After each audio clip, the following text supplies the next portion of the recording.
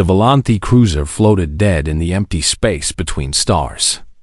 Its beautiful crystal hull was cracked and broken. Smoke came from the engines. The lights inside flickered on and off. The ship was dying, and everyone aboard knew it. Princess Elara sat on the cold metal floor of the command deck. Her silver blood dripped from a cut on her forehead. Around her lay the bodies of her guards. Some were dead. Some were barely alive. The attack had come without warning, and it had been brutal. The Keth raiders had hit them 3 days ago. They came out of nowhere, firing their weapons before anyone could react. The Volanthi ship had tried to run, but the raiders were faster. They tore through the shields and ripped holes in the hull. Then, just as quickly as they came, they left. Perhaps they thought everyone was dead. Perhaps they had somewhere else to be. It did not matter. The damage was done. Elara looked at the emergency beacon on the console. It blinked slowly, sending its cry for help into the void. But she knew the truth. No Volanthi ship would reach them in time. They were too far from home, too far from any friendly port. The life support systems were failing. The air was getting thin and cold. In another day, maybe 2, they would all be dead. She was a princess of the Volanthi Empire, one of the most powerful civilizations in the galaxy. Her mother was the queen, ruler of 1,000 worlds. And none of that mattered now. Out here in the darkness, she was just another dying creature. The sensor console made a sound. Elara lifted her head and looked at it. Something was coming. Her heart beat faster. If it was the Keth returning to finish the job, she would face them standing. She would not die on her knees. But the ship that appeared on the screen was not Keth. It was something she had never seen before. The vessel was ugly by Volanthi standards. It was blocky and square, with none of the elegant curves her people favored. Strange markings covered its hull. The words said USS Wanderer, and there was a flag she did not recognize. The ship belonged to something called the United Earth Coalition. Humans.Y, Elara had studied humans during her diplomatic training. They were a young species, new to the stars. They had only been traveling between worlds for about 200 years. The great powers of the galaxy did not think much of them. Humans were small and weak. They lived very short lives. Their technology was nothing special. They had no great empire, no mighty fleet, no reason for anyone to fear them or respect them.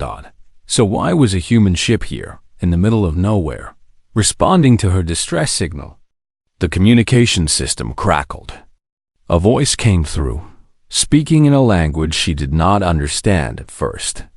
Then her translation device caught up. Volanthi vessel, this is Captain Daniel Cole of the USS Wanderer. We received your emergency beacon. We are coming to help. Please respond if you can. Elara stared at the console. Help? The humans wanted to help? What could they possibly gain from this? She pressed the communication button. Her voice was weak and rough. This is Princess Elara of the Volanthi Empire. Our ship is badly damaged. We have wounded. Our life support is failing.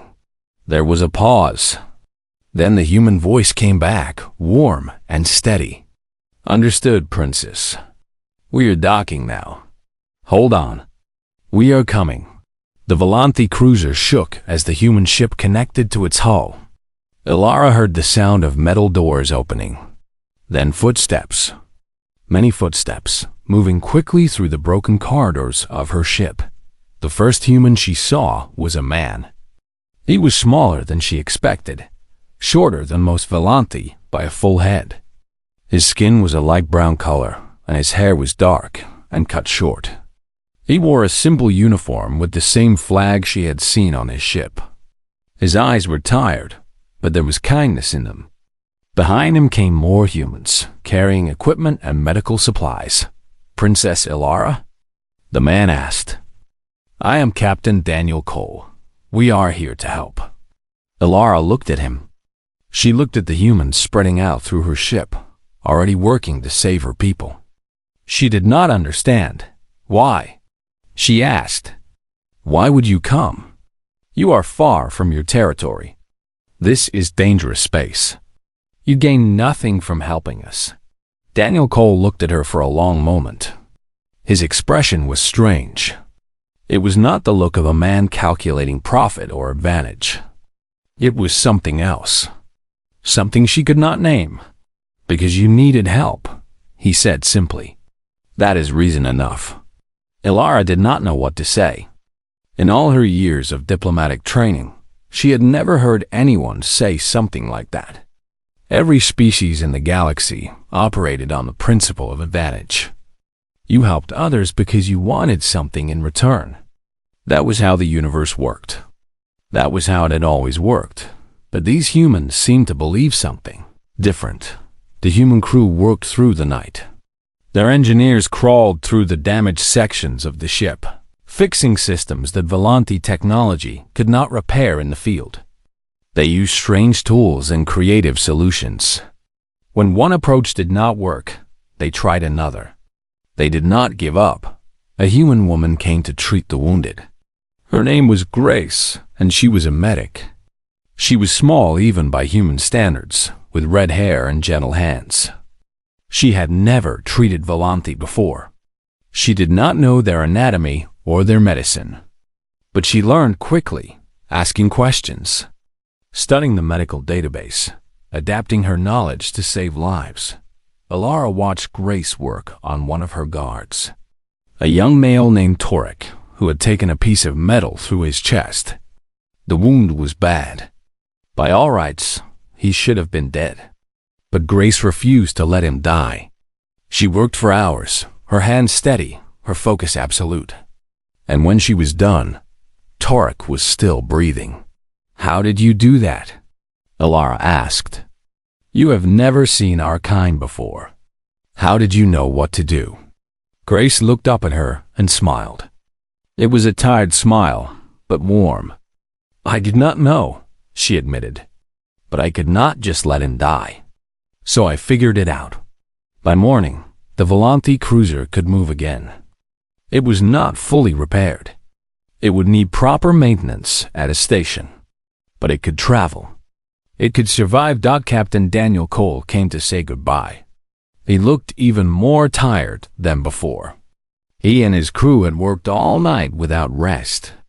They had given everything they had to save strangers.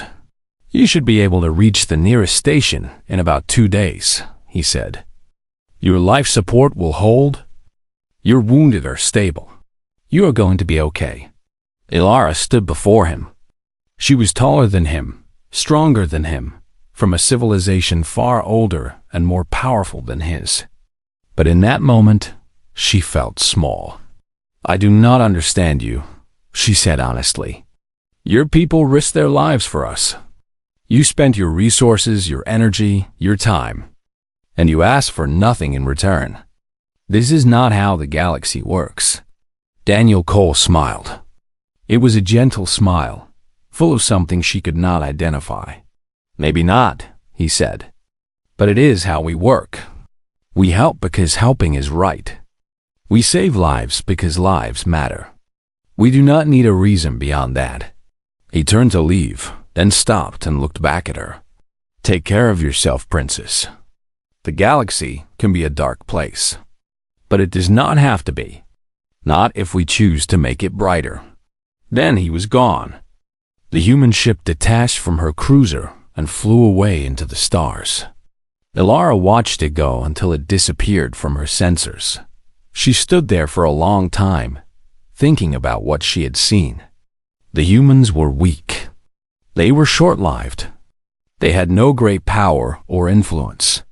And yet they had done something that none of the great empires of the galaxy would have done. They had helped a stranger simply because that stranger needed help. Perhaps, Elara thought, the galaxy had been wrong about humans. Perhaps there was strength in kindness that the great powers could not understand. She would remember this. She would remember Captain Daniel Cole and his tired eyes, and his gentle smile. She would remember Grace and her steady hands, and her refusal to let a stranger die. And someday, somehow, she would find a way to repay them. The Volante cruiser turned toward home, carrying a princess who had learned something that would change her forever. In the darkness of space, a small light had appeared, and Alara would never forget its warmth. 3 years passed like water flowing through fingers. The galaxy turned. Empires rose and fell. Wars began and ended. And through it all, Princess Ilara climbed the ladder of power in the Volante court. Her mother, Queen Sithara, was grooming her for the throne. Ilara attended meetings of state. She learned the art of politics. She studied the complex web of alliances and rivalries that held the galaxy together. She became what a princess was supposed to be: cold, calculating, focused on advantage. But she never forgot the humans. The rescue by the USS Wanderer had become a footnote in diplomatic records. A minor incident. A curiosity. No one in the Volante court thought much of it. Why would they? The humans were nobody. They had no power, no influence, no importance in the grand game of galactic politics. But Ilara remembered. She remembered Captain Daniel Cole and his tired eyes. She remembered Grace and her steady hands. She remembered the simple words that had changed everything. Because you needed help. That is reason enough. She used her access to Imperial intelligence to track the humans. It was not difficult. The Volante had eyes everywhere. She learned that the USS Wanderer had continued its patrol of the border regions, helping where it could, asking nothing in return. And then, 8 months after the rescue, the reports stopped. Alara dug deeper. She called in favors. She accessed classified files that even a princess should not see. And she learned the truth. The USS Wanderer was gone. The ship had been caught in a battle between 2 rival powers, the Keth Dominion and the Threll Republic. Neither side cared about the small human vessel in their way. Neither side tried to avoid it. The Wanderer was hit by crossfire from both fleets. The ship was torn apart in seconds. Captain Daniel Cole died on his bridge, still trying to save his crew. Most of his people died with him, but not all. 17 humans made it to the escape pods. They drifted in space for 2 days before another ship found them. But the ship that found them was not friendly. It was a Keth slaver vessel, hunting for cargo in the aftermath of the battle. The survivors of the Wanderer were captured. They were taken to the Keth slave markets, where living beings were bought and sold like animals. Among the captured humans was Grace, the medic who had saved Tarek's life. When Alara learned this, something broke inside her. Or perhaps something woke up. She felt a burning in her chest, a fire that demanded action. The humans had saved her when they had nothing to gain. They had risked their lives for a stranger. And now their people were in chains, suffering in the dark places of the galaxy, where no one would look for them. She could not let this stand. The Volante Empire did not care about humans. The court would not authorize a rescue mission. The military would not waste resources on aliens of no importance. If Alara wanted to save the human survivors, she would have to do it herself. So she did. She began quietly, carefully, hiding her actions from the court. She used her personal fortune to hire information brokers, the kind of people who knew things that governments wanted to keep hidden. She paid enormous sums for scraps of data, manifests from slave ships, records of sales, whispers from the dark corners of the galaxy. She learned that the human survivors had been split up. Some had been sold to mining operations in the outer territories. Some had been bought by wealthy collectives who wanted exotic servants. Some had simply disappeared into the vast machine of the galactic slave trade. Finding them would be nearly impossible. Freeing them would be even harder. Alara did not care. She would find them. She would free them, no matter what it cost. She called in every favor she had earned in her years at court. She reached out to species who owed debts to the Volanthi crown. She hired mercenaries, the kind of hard-bitten soldiers who asked no questions and took any job for the right price. She built a network of spies and informants spread across a dozen star systems. 6 months passed. Her fortune dwindled. Her secrets grew harder to keep. The court began to wonder why the princess was so distracted, why she spent so much time in private communications, why her wealth seemed to be disappearing, but she was getting closer. The final piece came from a smuggler named Vex, a creature with too many eyes and too few morals. For the right price, Vex told her everything: the location of the remaining human survivors, the ship that held them, the route it would take, the weakness in its defenses.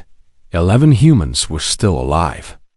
They were aboard a Keth transport ship called the Mercy's End, which was a cruel joke of a name.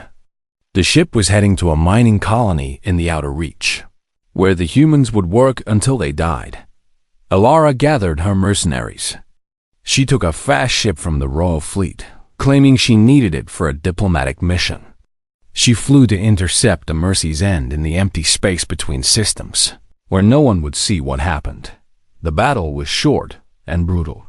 The Keth ship was armed, but it was a slave transport, not a warship. Ilara's mercenaries cut through its defenses like a blade through cloth. They boarded the vessel and fought through its corridors, killing anyone who resisted. Ilara went with them. She had trained in combat, as all Volanthi royalty did, but she had never killed before. That night, she killed 3 Keth slavers with her own hands. She felt nothing. They had taken innocent people and put them in chains. They deserved what they got. When the fighting ended, Ilara walked through the cargo hold of the Mercy's End. The hold was full of cages. Inside the cages were beings from a dozen different species, all of them thin and dirty and broken. And there, in a cage near the back, were the humans. There were 11 of them, just as Vex had promised. They were in terrible condition. Their bodies were thin from lack of food. Their skin was marked with bruises and scars. Their eyes were hollow, empty of hope. Why Elara opened the cage door. The humans looked up at her with fear. They did not know who she was. They did not know if she was friend or enemy. After everything they had suffered, they expected the worst. One of the humans was a woman with red hair, though the color had faded from lack of light. Her hands, once so steady, now shook with weakness. But her eyes, even hollow as they were, held a spark of recognition. "I know you," Grace whispered. Her voice was rough and broken. "You are the princess, the one we saved." Ilara knelt before her. The princess of the Volanthi Empire, heir to 1,000 worlds, knelt on the dirty floor of a slave ship before a human medic. "Yes," Ilara said, "I am the one you saved. And now I have come to save you." Grace stared at her. Tears began to fall from her eyes. "Why?" she asked. "Why would you do this? We are nothing. We have nothing. Why would you risk so much for us?" Ilara reached out and took Grace's hand. It was so small, so fragile, so human. "Because you needed help," she said, echoing the words that Daniel Cole had spoken to her 3 years ago. That is reason enough. The humans were taken aboard Ilara's ship. They were given food and water and medical care. They were given clean clothes and warm beds. They were told that they were free, that they would be taken home, that their nightmare was over. Grace sat with Ilara in the ship's medical bay, being treated for her injuries. The human woman was still weak, still broken, but the spark in her eyes was growing brighter. "Captain Cole would have been proud," Grace said quietly. "He always said that kindness was the most powerful force in the universe. He said that if we put goodness out into the galaxy, it would come back to us." Ilara thought about Daniel Cole, dead in the vacuum of space, killed by powers that did not even notice him. She thought about his crew, scattered and enslaved, suffering for years because they had been in the wrong place at the wrong time. He was right, Elara said, and I am sorry I could not save him too. You saved us, Grace said. That is enough. That is more than enough. The ship flew toward human space, carrying 11 survivors and a princess who had learned something important. She had thought she was repaying a debt, but now she understood that there was no debt. The humans had not helped her because they wanted something in return. They had helped because it was right, and she had saved them for the same reason.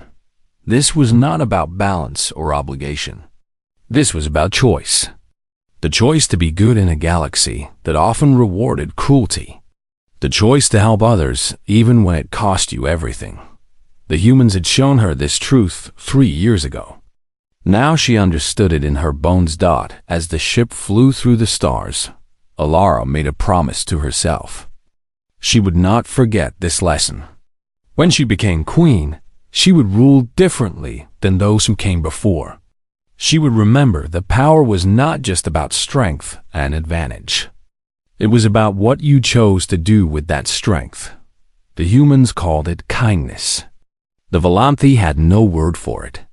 But Elara would make one, and she would teach her people what it meant. The Drath Collective came without warning. One day, the galactic core was quiet. The next day, it was burning. No one knew where the Drath had come from.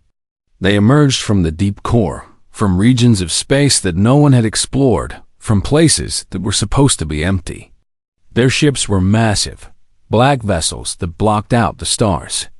Their weapons could destroy planets. Their armies numbered in the billions. And they wanted everything. The great powers of the galaxy fell one by one. The Thrall Republic lasted 3 weeks before their capital world was turned to ash. The Geth Dominion held out for a month, but in the end, they too were crushed. Species that had ruled the stars for thousands of years vanished in the blink of an eye. The surviving civilizations scrambled to defend themselves, but the old alliances fell apart. Everyone was too busy protecting their own territories to help anyone else. The strong abandoned the weak. The weak died screaming. The Volanthi Empire fought with everything it had. Queen Sithara directed the defense from the Imperial Palace, using her centuries of wisdom to outmaneuver the enemy. She was brilliant. She was ruthless. She bought time with cleverness and sacrifice, but it was not enough. The Drath were too many, too strong, too relentless. They adapted to every tactic. They overwhelmed every defense. They just kept coming. Princess Elara stood on the observation deck of the Imperial Palace and watched the sky burn. The Drath fleet had arrived in orbit around Volanthi Prime, the homeworld of her people. Hundreds of black ships hung in the darkness, preparing to end everything she had ever known. The Volanthi fleet was in ruins. The planetary shields were failing. There was no one coming to help. The other powers were fighting for their own survival. The Volanthi would die alone. Elara closed her eyes and thought about the humans. She thought about Daniel Cole and Grace and the 11 survivors she had rescued. She had sent them home years ago. They were safe, far from this war, in their small corner of the galaxy. At least they would survive, she thought. At least something good would remain. And then the sensors screamed. New ships were appearing at the edge of the system. Dozens of them. They were small, ugly, blocky vessels. They flew in tight formation, moving faster than they should have been able to move. They bore markings that Elara recognized. The United Earth Coalition had come. Elara stared at the tactical display, unable to believe what she was seeing.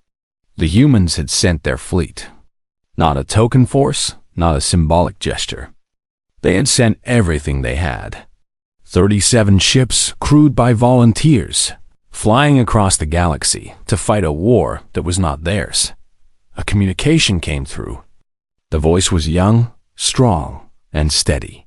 Volanthi Command, This is Captain Nathan Price of the UEC Resolution.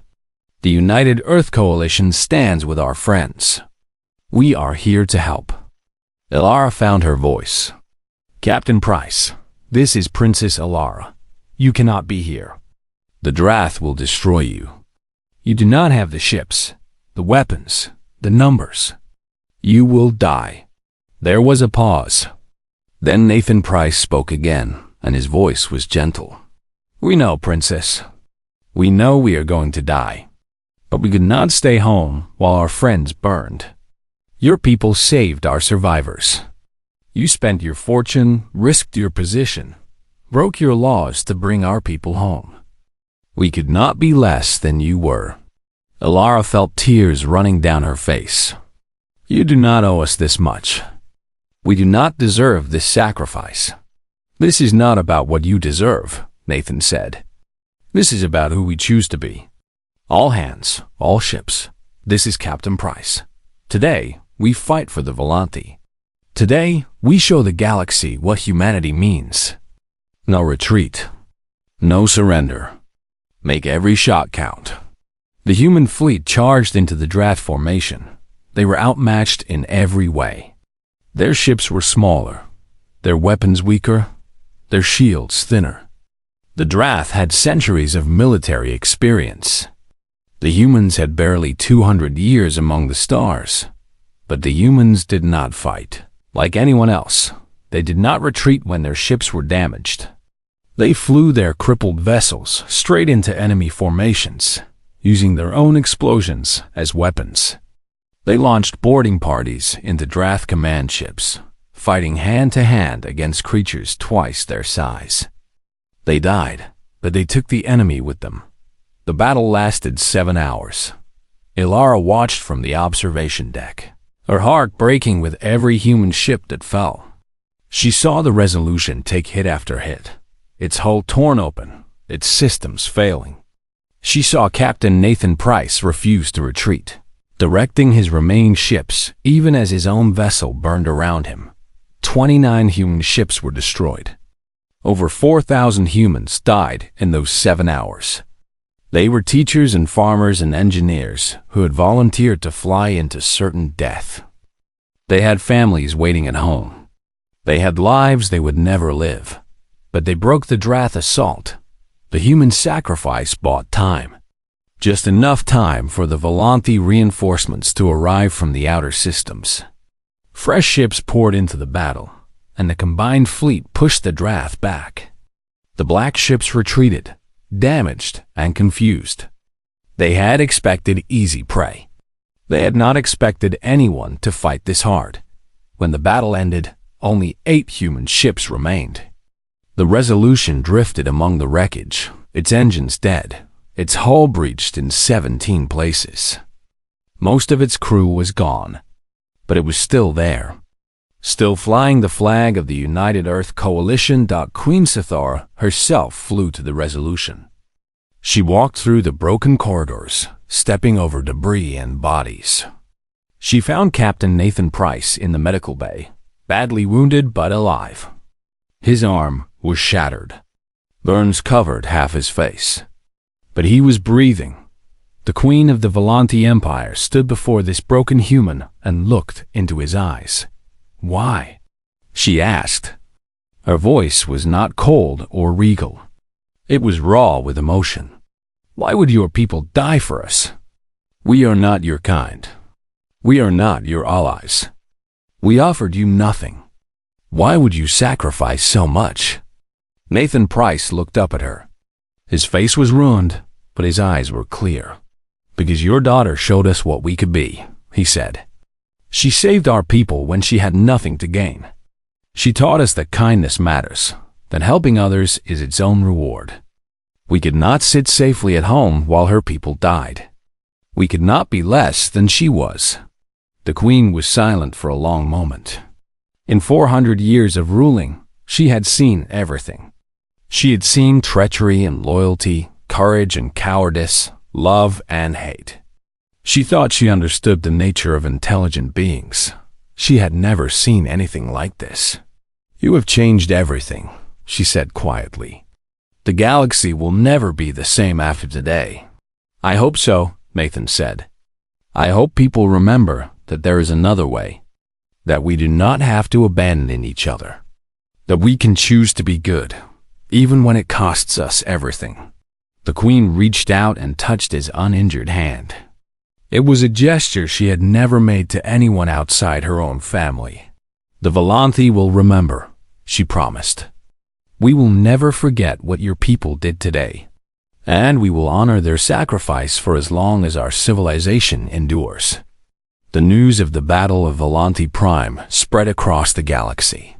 Every species heard the story of the human fleet that flew to certain death to save a people they barely knew. Every civilization learned about the 4,000 humans who gave their lives for strangers. The galaxy began to change. Other species, inspired by the human example, started to help each other. Old enemies put aside their differences to face the common threat. The coalition that formed after Volanthi Prime grew and grew, united not by fear but by hope. The Drath were pushed back, system by system, until they retreated into the core from which they had come, and at the center of it all was the story of the humans. The small, weak, short-lived species that had shown the galaxy what courage really meant. Elara stood among the wreckage of the battle and made a vow.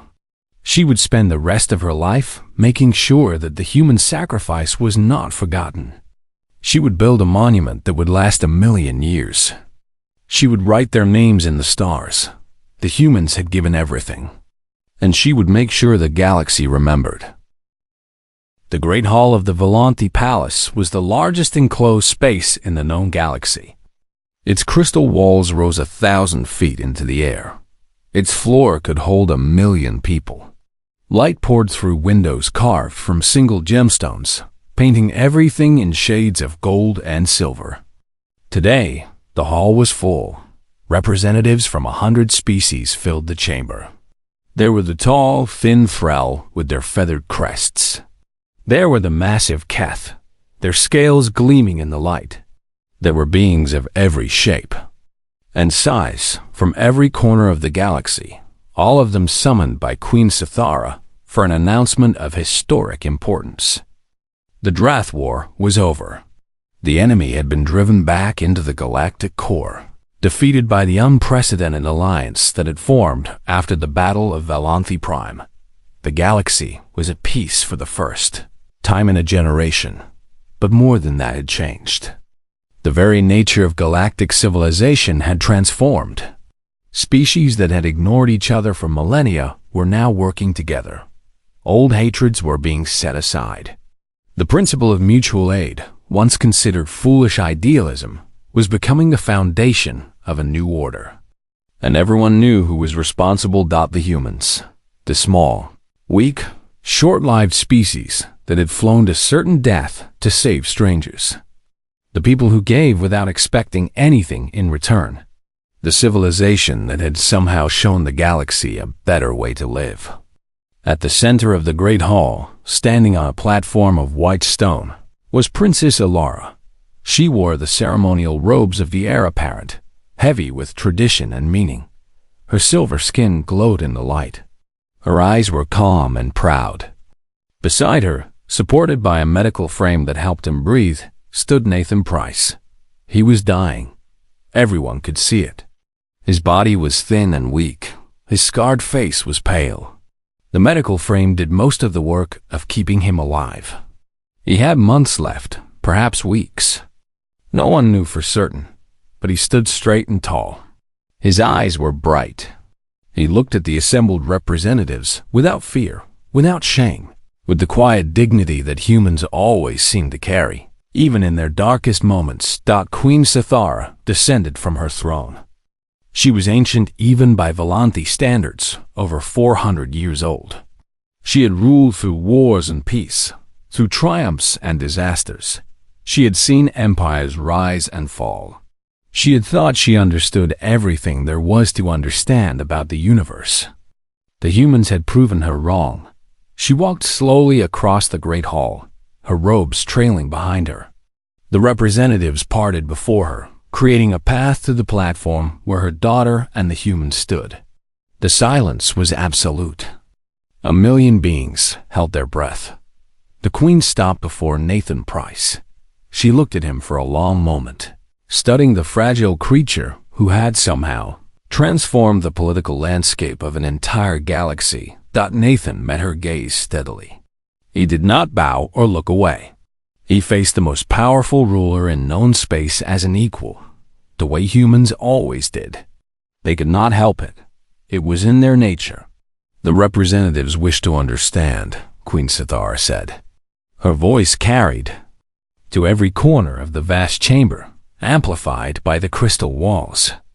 They have heard the stories of what your people did. They know about the battle, about the sacrifice, about the 4,000 humans who gave their lives to save a world that was not their own.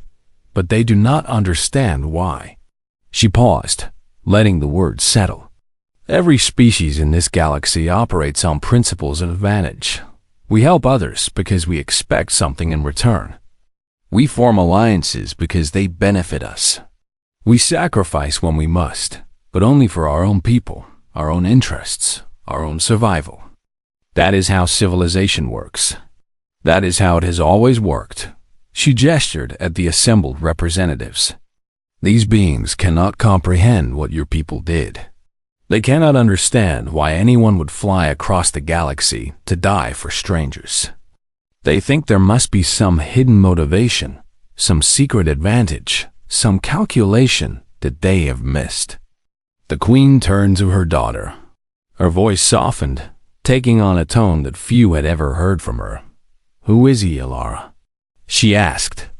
Who is this human who has changed everything? Help them understand. Help me understand. Princess Ilara looked at Nathan. She looked at the man who had led his people to die for her world. She looked at the teacher who had shown her what true strength meant. She looked at the partner who had loved her without asking for anything in return. She thought about everything that had happened since the day a human ship appeared out of the darkness to save a broken Valanthi cruiser. She thought about Daniel, coal in his tired eyes, about Grace and her steady hands, about the 11 survivors she had rescued from slavery. She thought about the Battle of Valanthi Prime, about the human ships burning in the void, about the 4,000 lives that had been spent to buy time for strangers. She thought about what it meant to be good in a galaxy that often rewarded cruelty. She thought about the choice to help others, even when it cost you everything. She thought about love that asked for nothing and gave everything. And she understood, finally, completely, what the humans had been trying to show the galaxy all along. Ilara reached out and took Nathan's hand. His fingers were cold and thin, but they squeezed hers gently.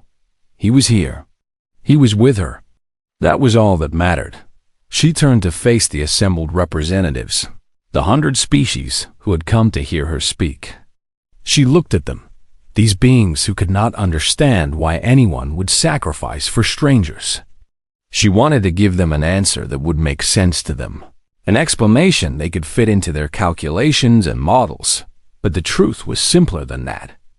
The truth was something that could not be calculated or modeled. The truth was something you had to feel in your heart to understand. She thought about how to say it. She thought about all the words she could use, all the explanations she could give, all the speeches she could make. In the end, she chose the simplest words, the truest words, the only words that really mattered. He is ours, she said softly, not a claim of ownership, not a declaration of possession. Something deeper than that. Something that transcended politics and treaties and the cold calculations of advantage. The humans belonged to the Valanthi now, and the Valanthi belonged to them. They were bound not by obligation or debt, but by choice. By the choice to help when help was needed. By the choice to sacrifice when sacrifice was called for.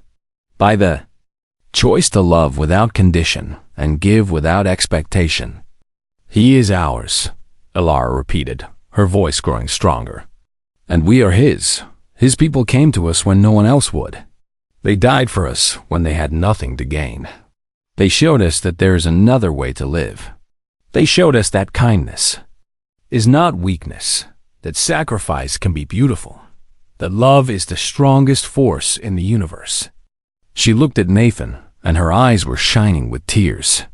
He smiled at her, and his smile was warm and proud and full of love.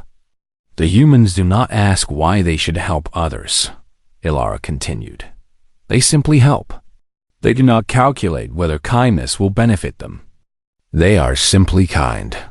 They do not measure life in years or power or wealth. They measure it in moments of meaning, in acts of love, in the good they leave behind. She turned back to the assembled representatives. You ask who this human is. He is a teacher. He taught us that we do not have to be selfish to survive. He is a hero. He led his people into certain death because it was the right thing to do. He is a lover. He gave his heart to a princess from another world and asked for nothing in return. Ilara raised her voice so that it rang through the great hall like a bell. He's the answer to the question the galaxy has been asking since the beginning of time. How should we live? What should we value? What makes a life worth living? The humans showed us. They showed us with their ships and their blood and their sacrifice. They showed us that we can be better than we are. They showed us that the universe does not have to be cold and cruel and empty. She paused, and when she spoke again, her voice was soft but clear. He is ours, and we will never let the galaxy forget what that means. The great hall was silent. 1,000,000 beings stood motionless, absorbing what they had heard. Some of them understood. Some of them were beginning to understand. Some of them never would. But it did not matter. The change had already begun. The humans had planted a seed, and Ilara was nurturing it. The galaxy was growing, evolving, becoming something new. Something better. Nathan squeezed her hand. His grip was weak, but his eyes were bright with pride. You did good, he whispered, so softly that only she could hear. I learned from the best, she whispered back. The queen stepped forward and placed her hand over theirs. It was a gesture of blessing, of acceptance, of love. The Volanthi Empire stands with humanity, she announced. From this day forward, our peoples are one. Their friends are our friends. Their enemies are our enemies. Their future is our future. The representatives began to move, to speak, to react. The political implications were enormous. The galactic order was shifting. History was being made. But Ilara did not care about any of that. She only cared about the man beside her, the human who had shown her what love really meant. Nathan would die soon. She knew that. His body was failing, and nothing could stop it. She would lose him, and the grief would be terrible. But he would not be gone. Not really. The love he had given her. The lessons. The years after the Battle of Volanthi Prime were strange and wonderful. The galaxy was changing, and everyone could feel it. The old ways of doing things were falling apart. Species that had ignored each other for centuries were now talking, trading, helping. The alliance that had formed to fight the Drath remained even after the threat was gone. Civilizations that had only thought about their own advantage were beginning to think about something larger. And at the heart of this change was the relationship between the Volanthi Empire and humanity. The humans asked for nothing in return for their sacrifice. Queen Sithara offered them territory, wealth, technology. They refused it all. They said they had not come for rewards. They had come because it was right. Instead of taking, the humans gave. They sent teachers to Volanthi schools to share their knowledge. They sent engineers to help rebuild the cities damaged by the war. They sent artists and musicians and writers, eager to learn Volanthi culture and share their own. The Volanthi had never experienced anything like this. Every other species in the galaxy operated on principles of exchange. You gave something because you expected something in return. That was how the universe worked. The humans seemed to believe something different. They gave because giving made the universe better. They helped because helping was its own reward. Princess Alara spent more and more time with the humans. She learned their languages, not just the official ones, but the slang and the jokes. She studied their history, the long strange journey from cave dwellers to star travelers. She tried to understand the philosophy that drove them, and she found herself drawn to one human in particular. Nathan Price had survived the Battle of Valente Prime, but just barely. The burns on his face had healed, leaving scars that would never fade. The damage to his lungs was permanent. He could no longer serve on a starship. The vacuum of space would kill him now. The human military had given him a new assignment: diplomatic liaison to the Valente court. It was supposed to be a quiet job, a reward for his service, a chance to live out his remaining years in peace. Nathan accepted the position without complaint. He moved to Valente Prime and began learning everything he could about Ilara's people. He attended court functions. He studied Valente etiquette. He tried, with limited success, to eat Valente food. Ilara found herself seeking him out. At first, she told herself it was diplomatic duty. He was an important figure. She should build a relationship with him. It was good politics, but that was a lie, and she knew it. The truth was that Nathan made her feel something she had never felt before. When she talked to him, she did not have to be the princess. She could just be herself. He treated her like a person, not like a title. He argued with her when he thought she was wrong. He laughed at her jokes, even when they were bad. They began spending evenings together, walking through the imperial gardens as the twin suns set. They talked about everything: politics, philosophy, art, music. They talked about the war, about the friends they had lost, about the future they hoped to build. "Your people live such short lives," Ilara said one evening. The garden was quiet, and the light was soft. "How do you bear it?" Nathan was quiet for a long moment. He looked at the setting suns, his scarred face peaceful. "We do not think about how long we have," he finally said. "We think about what we do with the time we are given. A life is not measured in years. It is measured in moments that matter." Ilara considered this.